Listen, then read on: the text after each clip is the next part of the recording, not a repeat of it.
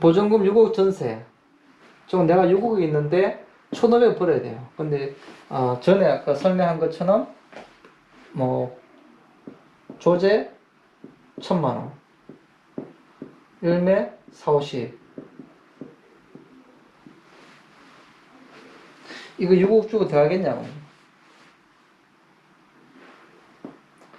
이제 안 들어갑니다, 이게. 이런 것처럼 내가 투자 대비 수익이 얼마나 되는지 스스로 각자 다 다르기 때문에 생각하셔야 됩니다. 왜냐하면 내가 4억을 하더라도 800이 될 수 있어요. 실질적으로 이제 제 모든 사람이 봤을 때 1200원 나와요. 800원 왜 그러냐? 집에서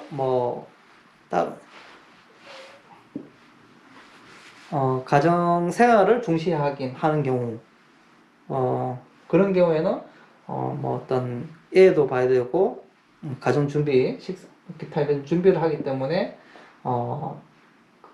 뭔가 관리 약사 및 약사를 좀 넉넉하게 쓰는 게, 채용해서 하는 거죠. 그러면 한 400만 원 정도를 빼더라도 800만 벌어도 내가 가정 생활을 충실할 수 있다.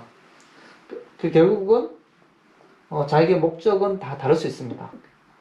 객관적으로 봤을 때, 제3자 봤을 때는 그래도 이 물건의 값어치가 한 1200 정도로 접근을 하는 게 맞다는 거죠. 여기에서 본인이 이제 근무약사를 300을 빼던 500을 빼던 해서 맞추면 되는 거죠. 실제적인 희망 가격. 다음 시간에는 기존에 병원이 있는데 신규로 약국이 있으면서 추가로 들어갈 수도 있고, 약국이 없는데 다시 1층에서 공실에 나와서 처음으로 약국이 들어가는 경우, 또 약국이 있는데 경쟁해서 들어가는 경우, 또는 이런 것들에 대해서 좀 더 알아보겠습니다. 지역적으로 약국의 가치는 지역별로 약사들이 얼마나 많이 있느냐, 제가 어떤 수요와 공급에 있어서 찾으려는 어떤 수요자가 많은 곳은 이제 권리금이 조금 더 높고, 지방이나 이제 먼 거리에는 권리금이 좀 낮습니다. 그리고 또 지방 같은 경우에는 수입이 적은 건 아예 안 가죠. 이사까지 갈 정도로 되려면 수입이 좀 높아야 됩니다. 전에 이야기한 것처럼 지역적 가치, 예를 들어서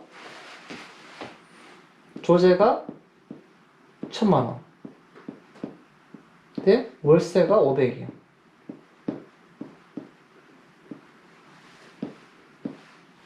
예를 들어서 이 물건이, 일면은 이제 사고 싶다고, 이 물건이 여주에 있다.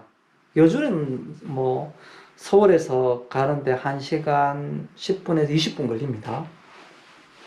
이 여주에 있다고 하면 어떻게 될까요? 여주시.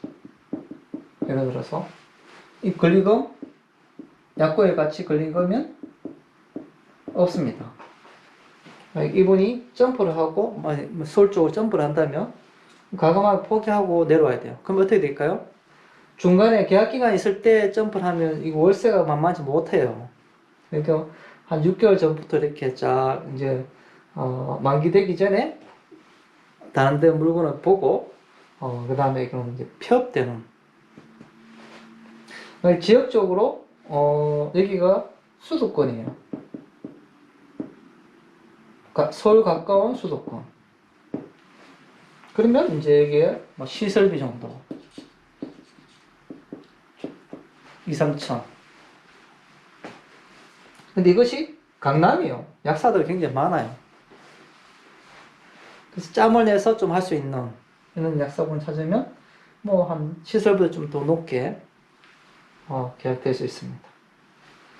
그래서 이제 약국에 어떤 조절 기준은 다 전국적으로 동일하다 이런 뜻은 아니고, 수요와 공급의 어떤 약사의 분포도 지역별로 분포도에 따라서 권리금의 차이가 있다 이렇게 보시면 됩니다.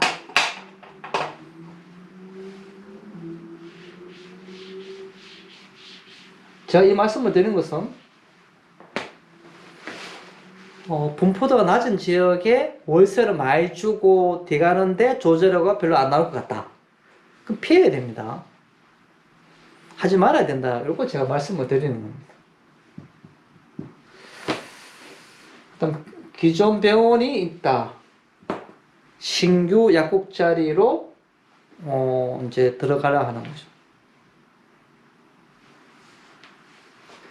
그럴 때 1층에 보증금 월세가 있습니다. 권리금도 있을 거고, 과연 그 보증금 월세를 다 주고 또 권리금을 줄 만큼의 약국의 가치가 있느냐? 가치가 있으면 신규 약국 자리로서 성립이 되는 겁니다. 하지만 별로 수입도 적고 가치가 없다. 그럼 그렇다면 신규 약국 자리로 가치가 없는 거죠.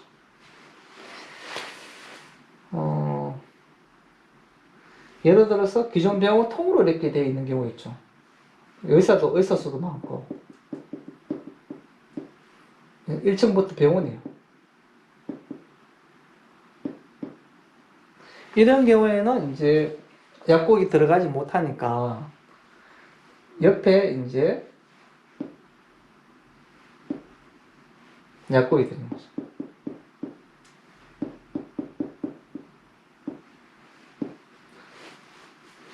그 중에서 이제 좀 가까운 쪽이 많이 받았겠죠. 거리에 따라서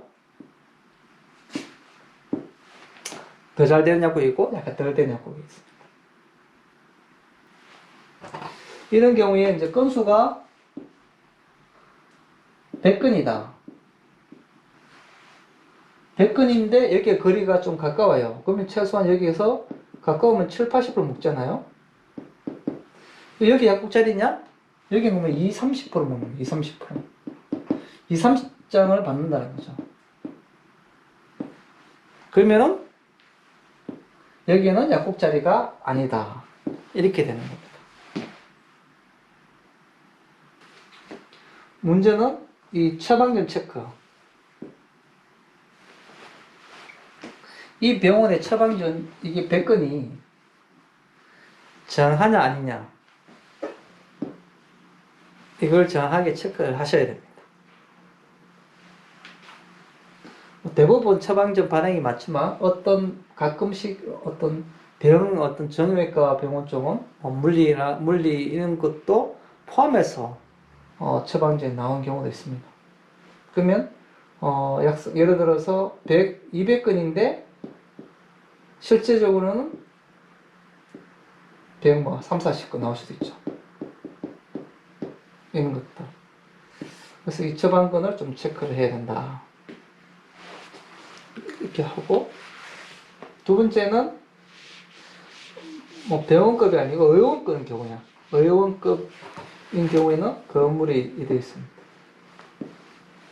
단독 건물. 단독 건물에 이제 1층에는 대부분 약국이 있습니다. 병원이 잘 되면.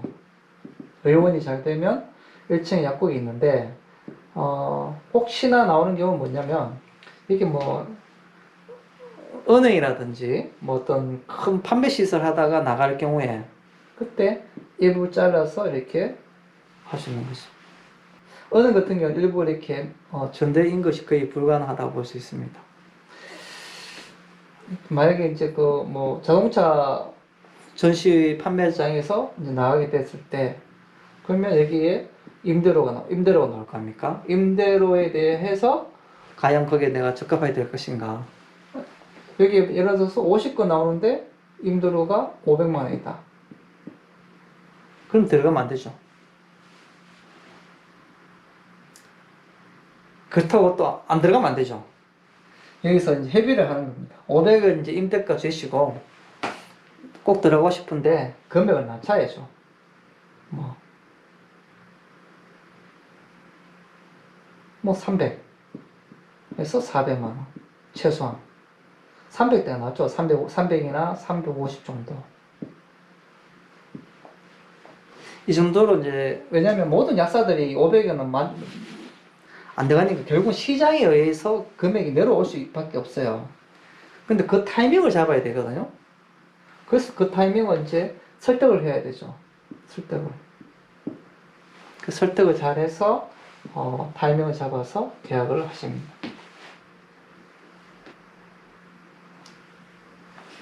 이 체험학년 체크에 요일비리 있는데 제가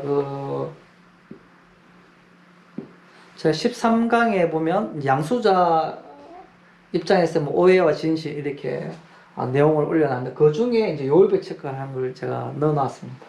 뭐냐 하면은 병의원이 체크를 하는데 내가 월요일날 체크를 한 거예요. 월요일 체크 120건 나오는 거예요.